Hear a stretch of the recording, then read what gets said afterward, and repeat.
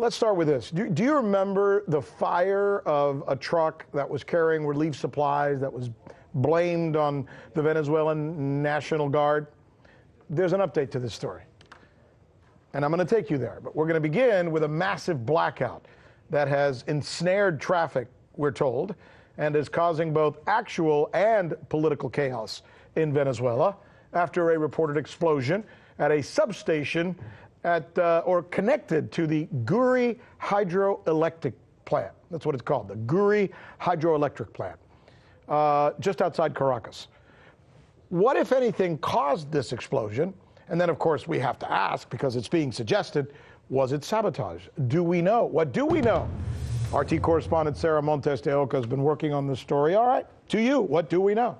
Well, Rick, we do know that Venezuela experiences a lot of power outages. However, they have not been as massive as this past one. Now, that happened on Thursday. Nearly 70% of the Venezuelan states that lost power were regained electricity. But on Saturday, there was a second power outage. Okay. So that affected a lot of people. Venezuelan President Nicolas Maduro was quick to blame the U.S. He said these were cyber attacks by the U.S. He said they were responsible for them, and he called them a macabre strategy. Let's listen to what he said.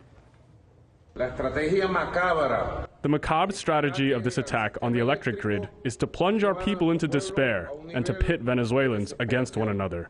This will not happen.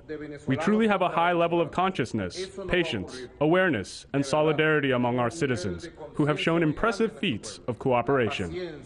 So just because he makes the accusation doesn't mean it's true, right? That's right. We have no reason to believe that there actually was any kind of sabotage? Correct. And the U.S. has come out and said on Friday, Elliot Abrams, special envoy to Venezuela from the U.S., said that the U.S. had nothing to do with it. This is a lack of maintenance. This is something that the Venezuela was looking for, that this was going to happen. This was bound to happen. And Secretary of State Mike Pompeo said the same thing. So let's hear what they said. All right, other side. Two things briefly. One, did the U.S. have anything to do with the power outage, as some people have suggested in a conspiratorial way? Perhaps? No, that's an easy one. Okay. So with respect to the power outages, those are a direct result of years and years of neglect to the Venezuelan energy system. You can talk to any international energy expert. They've seen it. The system has had problems for an awfully long time. I always worry when politicians or leaders use words like, you can talk to anybody and they'll tell you, as opposed to, here's what I know. But regardless, we have Maduro saying one thing, we have the U.S. officials saying another thing. We'll leave it at that because we don't know what the truth is, right? Well, that's true. We don't know what the truth is. An opposition leader is claiming there are over 20 deaths. We don't know how many deaths, if any. There's nothing that's been confirmed yet. This is what they're reporting. Nothing's been confirmed. But so what is also being criticized is the gleefulness on the part of some U.S. officials. Right, and a political leader, I'm talking specifically about Marco Rubio, who's taken to Twitter and voiced kind of calling this a political win against Maduro with no proof, with nothing. Well, and people could die when hospitals lose electricity. Right. It shouldn't be characterized as a win or a loss. It should be characterized as something terrible that somebody's going through, right? Right. All right, I get it. Well done. Good report, as usual. Sarah, thank you very much. All right, now let's do this.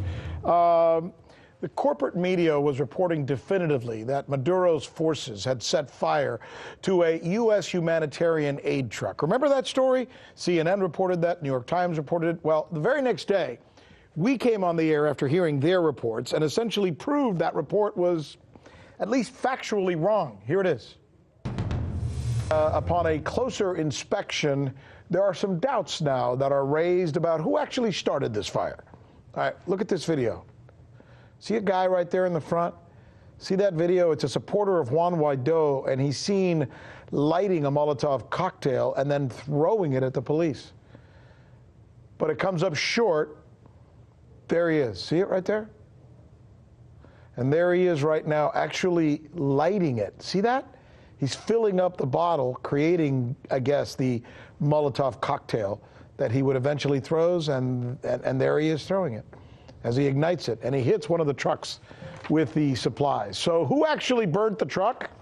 Well, Maybe that's something we'll drill down on as we move further. But certainly it's a lot less clear than the stories you heard on CNN and, the New York Times, et cetera, right? Less clear. Okay, that was the report that we did, right? Back 25th, I believe, of February, right? Well, tonight, almost 3 weeks after that story, both the New York Times and CNN contributor are retracting or at least addressing the incorrect nature of that story. Here is the New York Times retraction. I have it for you. It reads, footage contradicts U.S. claim that Nicolas Maduro burned aid convoy. So they're basically going back on what they originally reported. By the way, the U.S. claim is in reference to Vice President Mike Pence's tweet that day that accused Maduro of being a tyrant who burned the food, and they ran with the story because the vice president said so. Here is CNN contributor Marshall Cohen now calling the original story on CNN nothing more than an unconfirmed rumor. Rumor is the word he used. That's not journalism, folks. This is a classic example, he writes, of how misinformation spreads. Well, misinformation. That was reported, by the way, by CNN and MSNBC and Fox News and others. Oops. Joining us now is the reporter who's been covering Venezuela now for several months, and from the ground, by the way. Lucas Koerner is a correspondent with Venezuela Analysis.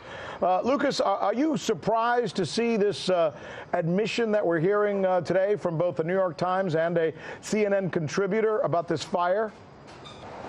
I think it's refreshing to hear from the New York Times and CNN that they were complicit in spreading state propaganda to justify a U.S.-led regime change operation. It's just unfortunate that this came, 2 weeks after the incident when all of the evidence was already there and available. It does seem like both the New York Times and CNN didn't necessarily make up the story. What they did is they failed to check the story. They took it at the word of Vice President Pence, who came out with an announcement about this, and Pompeo and Abrams. Now, here's my question to you. Will the truth that we now know that it was most likely caused, inadvertently or not, by a Guaido supporter, will that reach the people of Venezuela? Unfortunately, I don't think it will, because already we have this narrative that has been firmly installed, despite the mea culpa by CNN and the New York Times, that is Maduro is, in the words of Mike Pompeo, a sick tyrant who is attempting to starve his own people by denying this humanitarian aid from entering the country, without mentioning, of course, the United States' long history, with Mr. Elliott Abrams of, attempting to deliver weapons to, right-wing paramilitary groups under the cover of humanitarian aid, et cetera. Let's talk, if we can, about this electric grid shutdown. Apparently there was some kind of explosion at a satellite station belonging to the hydroelectric plant. What do you believe happened, or what is the reporting about what happened, and what are the people there in Venezuela saying about it? What's the reaction?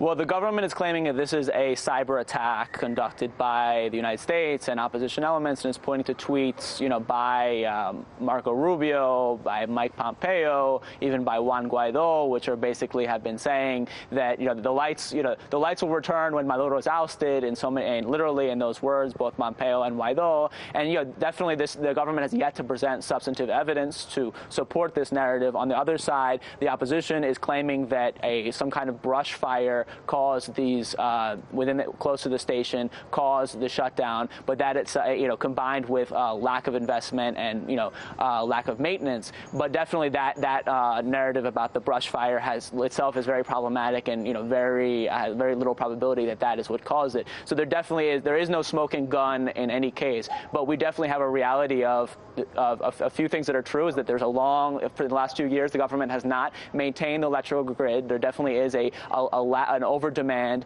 There's been a lack of maintenance. There definitely has been corruption. But at the same time, it's important to know that those factors alone are unlikely to spontaneously cause a massive shutdown of the grid. And the reality that the United States is currently backing a coup d'etat in the country and recognizing the self-proclaimed opposition leader, imposing a trade embargo on the country. And the United States has a very sophisticated cyber warfare command, which is very, very widely reported on. Yeah. So there definitely is circumstantial evidence to suggest suggest that there may be foul play from the United States, but we cannot prove it at this time. We're down to 30 seconds because our satellite window is going to run out, but let me just ask you what the situation there is now on the ground as far as this grid. We've been hearing stories of chaotic traffic snarls, etc. What is the situation on the ground?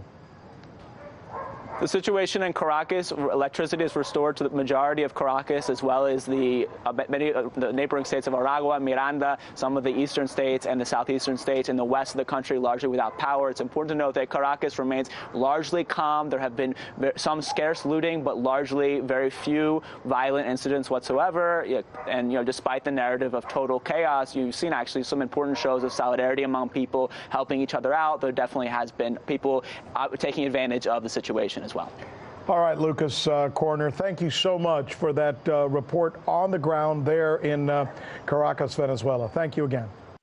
I'm Rick Sanchez. You found us on YouTube, and that's awesome. But you know what? I'm also live every night at 7 and 8 p.m. Eastern on DirecTV and Dish and cable and satellite, the RT app, and Pluto TV. I'll see you there.